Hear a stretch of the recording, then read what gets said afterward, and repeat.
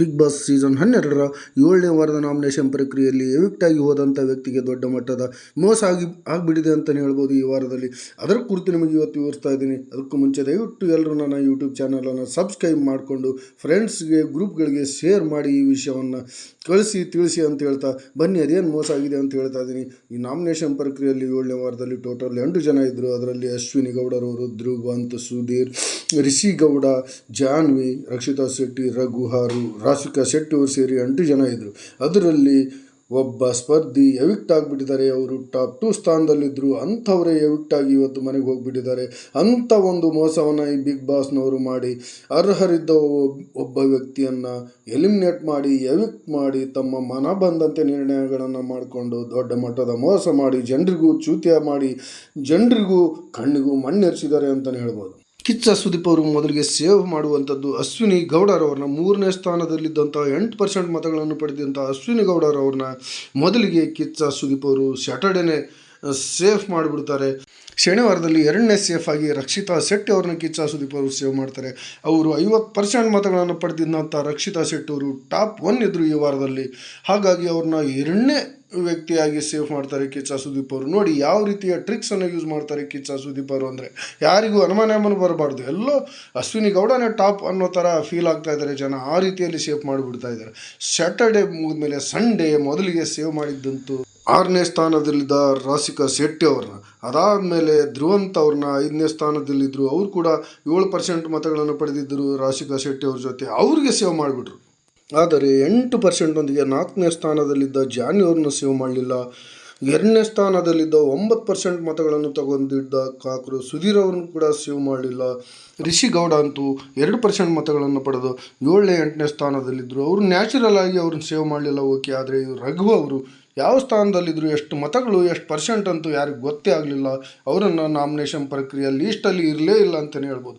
ಈ ರೀತಿಯಾಗಿ ದೊಡ್ಡ ಮಟ್ಟದ ಚೀಟಿಂಗನ್ನು ಈ ವಾರದಲ್ಲಿ ಬಿಗ್ ಬಾಸ್ನವರು ಮಾಡಿಬಿಟ್ಟಿದ್ದಾರೆ ಅಂತಲೇ ಹೇಳ್ಬೋದು. ನೋಡಿ, ಅಶ್ವಿನಿ ಗೌಡ ಓಕೆ 8% ಮತ ತೊಗೊಂಡಿದ್ರು, ಅವ್ರು ಸೇವ್ ಆಗಿದ್ದು ಓಕೆ. ಆದರೆ ಧ್ರುವಂತ್ ಹಾಗೂ ರಾಶಿಕಾ ಶೆಟ್ಟಿ ಅವರು 7% ಮತಗಳನ್ನು ಪಡೆದಿದ್ರು, ಅವ್ರನ್ನ ಸೇವ್ ಮಾಡಿಬಿಟ್ರು. ಆದರೆ ಇಲ್ಲಿ ನೀವು ಮುಖ್ಯವಾಗಿ ನೋಡಬೇಕಾದಂತೂ ಏನು ವಿಷಯ ಅಂದರೆ ಜಾನ್ವಿ ಅವರು 8% ತೊಗೊಂಡಿದ್ರು, ಕಾಕರು ಸುಧೀರ್ ಅವರು 9%ಗಳನ್ನು ತೊಗೊಂಡಿದ್ರು. ಅವ್ರನ್ನ ಕಾಪಾಡಲಿಲ್ಲ. ಅವಕ್ಕೂ ಮುಂಚೆನೇ ಇಬ್ಬರು 7% ಪಡೆದಿದ್ದವ್ರನ್ನ ಸೇವ್ ಮಾಡಿಬಿಟ್ಟು ಉಳಿದ 4 ಜನರನ್ನ 8%, 9%, 2% ಈ ಥರ ತಗೊಂಡವ್ರನ್ನ ನಾಮಿನೇಷನ್ ಪ್ರಕ್ರಿಯೆಯಲ್ಲಿ ಕಂಟಿನ್ಯೂ ಮಾಡಿ ಅವರಿಗೆ ಎವಿಕ್ಟ್ ಮಾಡುವಂಥ ಒಂದು ಪ್ರಕ್ರಿಯೆಯಲ್ಲಿ ನಿರತರಾದರು ಅಂತಲೇ ಹೇಳ್ಬೋದು. ರಘು, ರಿಷಿಗೌಡ, ಜಾನ್ವಿ ಹಾಗೂ ಸುಧೀರ್ ಅವ್ರನ್ನ ಬಿಗ್ ಬಾಸ್ ಮನೆ ಗೇಟ್ ಹತ್ರ ಕಳಿಸಿ ಹೊರಗಡೆ ನಿಲ್ಲಿಸಿ ಅವರಿಗೆ ಒಂದು 4 ಪ್ರಶ್ನೆಗಳನ್ನು ಕೇಳಲಾಗುತ್ತೆ, 4ವರೆಗೂ ಪ್ರತ್ಯೇಕವಾಗಿ. ತದನಂತರದಲ್ಲಿ ಡೋರನ್ನು ಮುಚ್ಚಲಾಗತ್ತೆ. ಡೋರ್ ವಾಪಸ್ ತೆಗೆದಾಗ ಅದರಲ್ಲಿ ಒಬ್ಬರಿಲ್ಲ ಇರಲ್ಲ 4 ಜನರಲ್ಲಿ. ಯಾರು ಇರಲ್ವೋ ಅವರೇ ಎವಿಕ್ಟ್ ಅನ್ನುವಂಥ ವಿಷಯವನ್ನು ಅಲ್ಲಿ ಘೋಷಣೆ ಮಾಡ್ತಾರೆ. ಆ ಪ್ರಕಾರವಾಗಿ ಎವಿಕ್ಟ್ ಆಗಿ ಹೋದಂಥವರು ಕಾಕ್ರು ಸುಧೀರ್ ಅವರು. ನೋಡಿ, ಇವರು 9% ಮತಗಳೊಂದಿಗೆ ಟಾಪ್ 2ನಲ್ಲಿದ್ದರು. ಅಂಥವ್ರನ್ನ ಯಾವುದೋ ಒಂದು ಕಸಡ ಗೇಮ್ ಮಾಡಿ, ಯಾವುದೋ ಒಂದು ಡ್ರಾಮಾ ಮಾಡಿ ಬಿಗ್ ಬಾಸ್ನವರು ಅವ್ರನ್ನ ಮನೆಗೆ ಕಳಿಸ್ಬಿಟ್ರು ಈ ವಾರ ಅಂತಲೇ ಹೇಳ್ಬೋದು. ಹಾಗೆ ನೋಡಿದರೆ ಕಾಕ್ರೋಚ್ ಸುಧೀರ್ ಅವರು 9% ಮತಗಳೊಂದಿಗೆ ಟಾಪ್ 2ನಲ್ಲಿದ್ದರು. ಅವ್ರನ್ನ ಕಳಿಸಿದ್ದು ಮಾತ್ರ ದೊಡ್ಡ ತುಂಬ ಅನ್ಯಾಯದ ವಿಷಯ ಅಂತಲೇ ಹೇಳ್ಬೋದು. ಧ್ರುವಂತ್ ಹಾಗೂ ರಾಶಿಕಾ ಶೆಟ್ಟಿ ಅವರು 5-6ನೇ ಸ್ಥಾನದಲ್ಲಿದ್ದರು. 7% ಮತಗಳನ್ನು ಅವರು ತಗೊಂಡಿದ್ದರು. ಅವ್ರನ್ನ ಎವಿಕ್ಟ್ ಮಾಡಬೇಕಾಗಿತ್ತು. ಬಿಟ್ಟರೆ 2% ಮತಗಳನ್ನು ತೆಗೆದುಕೊಂಡು ಮನೆಯಲ್ಲಿದ್ದಂಥ ರಿಷಿ ಗೌಡರವ್ರನ್ನ ಮನೆಗೆ ಕಳಿಸ್ಬೇಕಾಗಿತ್ತು. ಆದರೆ ಎಲ್ಲೋ ಒಂದು ಕಡೆ ಬಿಗ್ ಬಾಸ್ನವರು ದೊಡ್ಡ ಗೇಮನ್ನು ಮಾಡಿ, ದೊಡ್ಡ ಮಟ್ಟದ ಮೋಸವನ್ನು ಮಾಡಿ, ಏನೋ ಒಂದು ಮೊದಲ ಫೈನಲನ್ನು ಗೆದ್ದುಕೊಂಡಿದ್ದಾರೆ ಅನ್ನುವಂಥ ಒಂದು ಯಾವುದೋ ಒಂದು ಕ್ಷುಲ್ಲಕ ಕಾರಣಕ್ಕೆ ಕಾಕ್ರೋಚ್ ಸುಧೀರ್ ಅವ್ರನ್ನ ಮನೆಯಿಂದ ಕಳಿಸಿದ್ದು ದೊಡ್ಡ ಮೋಸದ ಆಟ ಅಂತಲೇ ಹೇಳ್ಬೋದು. 7ನೇ ವಾರದ ಪ್ರಾರಂಭದಲ್ಲಿ ಕಾಕ್ರೋಚ್ ಸುಧೀರ್ ಅವರು ಸೇಫ್ ತಂಡದಲ್ಲಿದ್ದರು, ನಾಮಿನೇಷನ್ ತಂಡದಲ್ಲಿ ಇರಲಿಲ್ಲ. ಆದರೆ ಯಾವುದೋ ಒಂದು ಬಿಗ್ ಬಾಸ್ನವರ ಎಡವಟ್ಟು ಆಟದಿಂದ ಕಾಕ್ರೋಚ್ ಸುಧೀರ್ ಅವರು ನಾಮಿನೇಷನ್ ತಂಡದಲ್ಲಿ ಬಂದು ಬಿದ್ದುಬಿಟ್ರು. ಮತ್ತೆ 2ನೇ ಬಾರಿಗೂ ಕೂಡ ಈ ಮನೆಯ ಕ್ಯಾಪ್ಟನ್ ಮಾಡಿರೋರು ಮತ್ತೆ ಕಾಕ್ರೋಚ್ ಸುಧೀರ್ ಅವ್ರನ್ನ ರಘು ಅವ್ರ ಜೊತೆ ನಾಮಿನೇಟ್ ಪ್ರಕ್ರಿಯೆಯಲ್ಲಿ ಹಾಕಿಬಿಟ್ರು. ಅಲ್ಲಿಂದ ಸ್ಟಾರ್ಟ್ ಆಯಿತು ನೋಡಿ ಇವರ ದುರದೃಷ್ಟ ಅಂತಲೇ ಹೇಳ್ಬೋದು. ಅಲ್ಲಿಂದ ಬಿಗ್ ಬಾಸ್ನವರ ಯಾವುದೋ ಎಡವಟ್ಟು ಗೇಮ್ನಿಂದ ಯಾರನ್ನೋ ಕಾಪಾಡೋಕೆ ಹೋಗಿ, ಯಾರನ್ನೋ ಉಳಿಸೋಕೆ ಈ ಮೋಸದ ಆಟ ಆಡಿದ್ದಾರೆ ಅಂತಲೇ ಹೇಳ್ಬೋದು. ಈ ಧ್ರುವಂತ್ ಹಾಗೂ ರಾಶಿಕಾ ಶೆಟ್ಟಿ ಅವ್ರದ್ದು ಏನು ತಿಂದಿದ್ದಾರೋ ಈ ಬಿಗ್ ಬಾಸ್ನವ್ರಿಗೆ ಗೊತ್ತಿಲ್ಲ. ಅವ್ರನ್ನ ಉಳಿಸ್ಬಿಟ್ರು. ಸೇಫ್ ಆಗಿದ್ದಂಥ ಕಾಕ್ರೋಚ್ ಸುಧೀರ್ ಅವರು 9% ಪಡೆದು 2ನೇ ಸ್ಥಾನದಲ್ಲಿದ್ದಂಥ ಕಾಕ್ರೋಚ್ ಸುದೀರ್ ಅವ್ರನ್ನ ಮನೆಗೆ ಕಳಿಸಿದ್ದು ದೊಡ್ಡ ಮಟ್ಟದ ಅನ್ಯಾಯ ಅಂತಲೇ ಹೇಳ್ಬೋದು.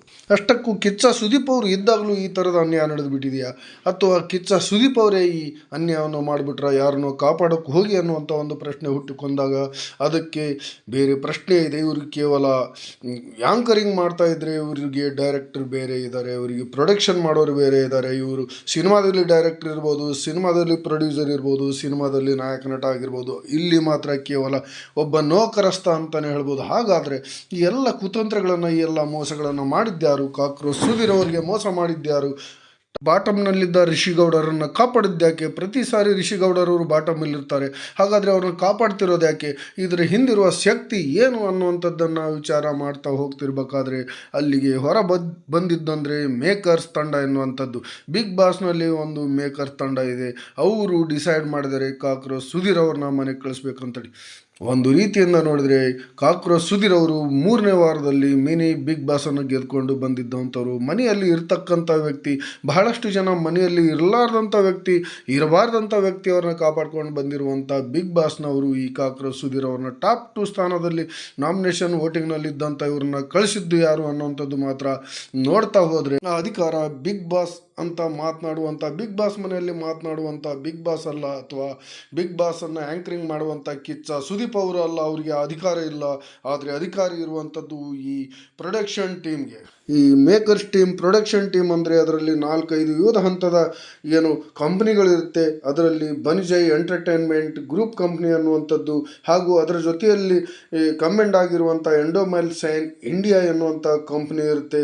ಈ 2 ಕಂಪ್ನಿಗಳ ಜೊತೆ ಈ ಬಿಗ್ ಬಾಸ್ ಶೋ ನಡೆಯುತ್ತಿರುವಂತಹ ಕಲರ್ಸ್ ಕನ್ನಡ TV ಚಾನಲ್ ಅವರು ಕೂಡ ಇರ್ತಾರೆ. ಅದರ ಜೊತೆಯಲ್ಲಿ ವೆಲ್ಸ್ ಫಿಲ್ಮ್ ಇಂಟರ್ನ್ಯಾಷನಲ್ ಕಂಪ್ನಿ ಅನ್ನುವಂಥ ಒಂದು ಕಂಪ್ನಿ ಇರುತ್ತೆ. ಅದಕ್ಕೆ ಜಾಲಿವುಡ್ ಕಂಪ್ನಿ ಅಂತಲೂ ಕರಿತೀವಿ. ಈಗೇನು ಬಿಗ್ ಬಾಸ್ ಶೋ ನಡೀತಾ ಇದೆಯಲ್ವಾ, ಅದನ್ನೇ ಜಾಲಿವುಡ್ ಕಂಪ್ನಿ, ವೇಲ್ಸ್ ಕಂಪ್ನಿ ಅಂತ ಕರಿತೀವಿ.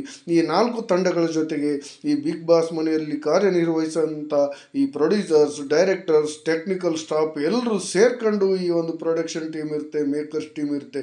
ಇವರೆಲ್ಲರೂ ಸೇರ್ಕೊಂಡು ಈ ಕಾಕ್ರೋಚ್ ಸುದೀರ್ ಅವ್ರನ್ನ ಏನು 3ನೇ ವಾರದಲ್ಲಿ ಮೊದಲ ಬಿಗ್ ಬಾಸ್ ಫೈನಲನ್ನು ಗೆದ್ಕೊಂಡ್ಬಿಟ್ಟ ಎನ್ನುವಂಥ ಒಂದು ಯಾವುದೋ ಮಾತಿಗೋ, ಅಥವಾ ಈ ರಿಷಾಸ್ ಗೌಡ ಅಥವಾ ಇನ್ನೊಂಥವ್ರನ್ನ ಯಾರೋ ಚಿಲ್ರ ಬಿಲ್ರ ಇರುವಂಥ ಸ್ಪರ್ಧಿಗಳನ್ನು ಕಾಪಾಡಲಿಕ್ಕೋ ಈ ವಾರದ ಎಲಿಮಿನೇಷನ್ನ ಈ ಜನ ವೋಟ್ ಹಾಕುವ ಟಾಪ್ 2ನಲ್ಲಿ ಇದ್ದಂಥ ಕಾಕ್ರೋಚ್ ಸುದೀರ್ ಅವ್ರನ್ನ ಮನೆಗೆ ಕಳಿಸ್ಬಿಟ್ಟಿದ್ದಾರೆ. ಹಾಗಾದರೆ ಈ ಬಿಗ್ ಬಾಸ್ನವ್ರಿಗೆ ಈ ಜನ ಯಾಕೆ ಬೇಕು? ಈ ಜಿಯೋ ಹಾಟ್ಸ್ಟಾರ್ ಮೂಲಕ ವೋಟ್ ಹಾಕೋದು ಬೇಕು? ಮಿಸ್ ಕಾಲ್ ಇರುವಂಥ ನಂಬರ್ ಯಾಕೆ?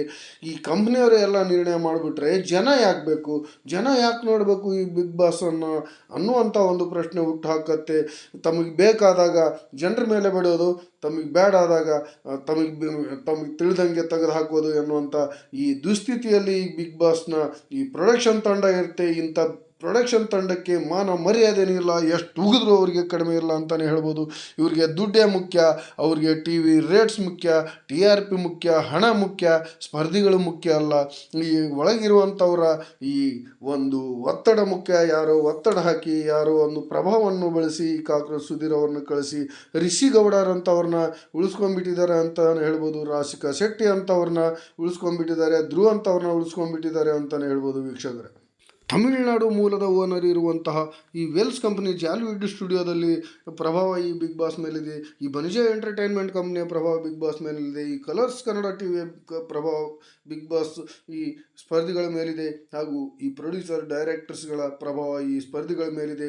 ಇಲ್ಲಿ ಸ್ಪರ್ಧಿಗಳು ಯಾವುದೇ ನಿರ್ಧಾರವನ್ನು ಓನ್ ಆಗಿ ಮಾಡಲಿಕ್ಕಿಲ್ಲ. ಇಲ್ಲಿ ಕೊಡುವಂಥ ಸ್ಕ್ರಿಪ್ಟ್ ಪ್ರಕಾರನೇ ಮಾಡಬೇಕು, ಇಲ್ಲದಿದ್ದರೆ ಅವ್ರನ್ನ ಎವಿಕ್ಟ್ ಮಾಡಿ ಕಳಿಸುವಂಥ ಪ್ರಕ್ರಿಯೆ ನಡೆಯುತ್ತಿದೆ ಅನ್ನುವಂಥ ಒಂದು ಗುಮಾನಿ ಈಗ ಕರ್ನಾಟಕದಲ್ಲಿ ಬರ್ತಾ ಇದೆ. ಇಂಥ ಹೊರದೇಶ ಹೊರ ರಾಜ್ಯಗಳಿಂದ ನಡೆಸಲ್ಪಡುತ್ತಿರುವಂಥ ವೇಲ್ಸ್ಗಳಂಥ ಹಲವಾರು ಕಂಪ್ನಿಗಳಿಗೆ ಮಾನ ಮರ್ಯಾದೆಯೂ ಇಲ್ಲ. ಇವರಿಗೆ ದುಡ್ಡೇ ಮುಖ್ಯನ? ಕಾನೂನುಗಳನ್ನು, ಸರ್ಕಾರದ ಆದೇಶಗಳನ್ನು ಮೀರಿ ನಡೆಯುತ್ತಿರುವಂಥ ಇಂಥ 10 ಕಂಪ್ನಿಗಳಿಂದ ಕರ್ನಾಟಕದ ಜನ ಹಾಳಾಗ್ತಾ ಇದ್ದಾರೆ ಅಂತಲೇ ಹೇಳ್ಬೋದು.